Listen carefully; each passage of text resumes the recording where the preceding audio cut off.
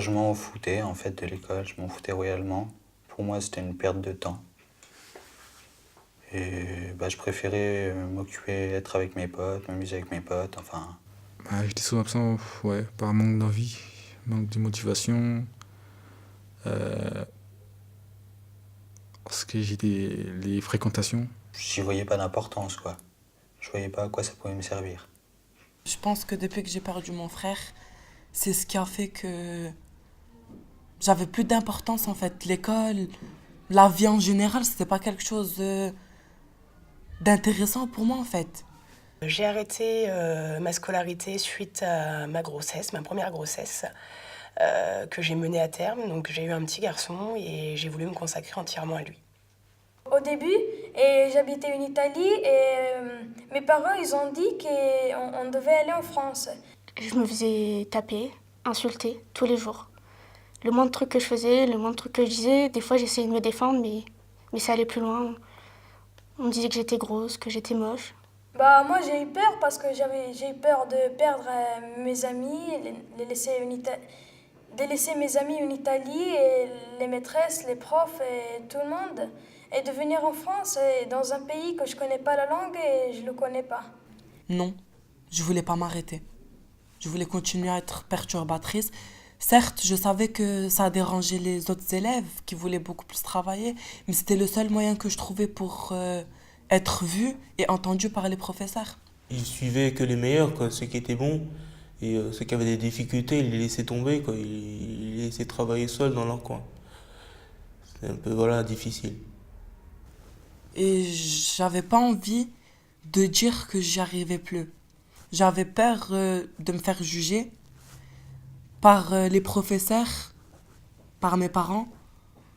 Et je faisais toujours celle qui comprenait tout pour pas me faire juger en fait, tout simplement. J'ai pas compris pourquoi on m'avait pas donné ma chance.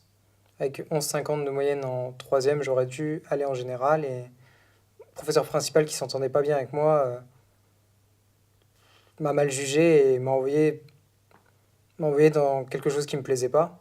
Et c'est ça qui a abouti justement à une déscolarisation. Je me sentais un peu peut-être abandonné des professeurs et de l'éducation en général. Donc à force, j'ai pas tenu le choc. J'ai voulu en finir, j'ai voulu partir. Mes parents, ils ont réagi un peu bêtement. Ils venaient tous les deux d'un milieu ouvrier, donc ils s'attendaient pas spécialement à ce que je fasse de grandes études. Si pour eux, je pouvais faire un CAP et finir ouvrier dans la même usine qu'eux, ça leur allait. Ils n'avaient pas beaucoup d'attentes à ce niveau-là.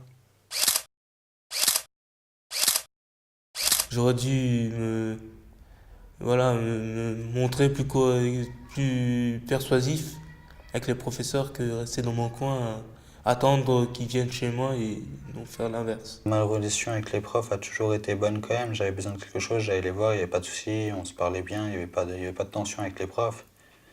Ils étaient toujours là pour m'aider et tout, même si moi je ne foutais rien. S'ils me donnent vraiment les moyens, je peux encore remonter la pente. Enfin, essayer de la remonter correctement. J'aurais vraiment essayé, j'aurais vraiment aimé avoir ce déclic plus tôt. 2, 3 ans plus tôt.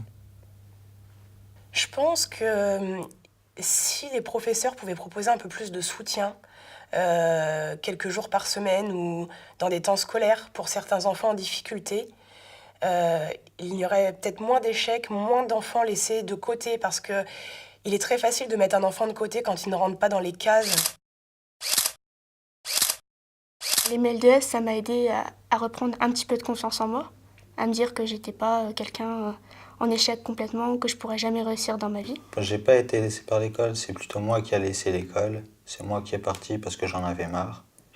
Mais sinon l'école m'a toujours aidé, hein. Elle a toujours été là pour m'aider, même si je prenais pas ce qu'ils me donnaient. Je pense que c'est très important de pouvoir encadrer chaque jeune, quelle que soit sa situation. Ils sont surtout là aussi pour l'écoute. Si on a des problèmes familiaux, si on a des problèmes avec les cours, on peut très bien les voir entre les cours ou en dehors des cours. Que 80% de la population réussisse le bac. Or, donc on essaye de mettre tout le monde dans le même moule. Et si on essaye de mettre tout le monde dans le même moule, le problème c'est qu'on va en laisser certains de côté. Et voilà, ça c'est vraiment quelque chose que je pense, on n'a pas tous les mêmes capacités. Et ça des fois, l'éducation nationale a du mal à le comprendre. Et je pense qu'il faudrait vraiment s'attarder là-dessus.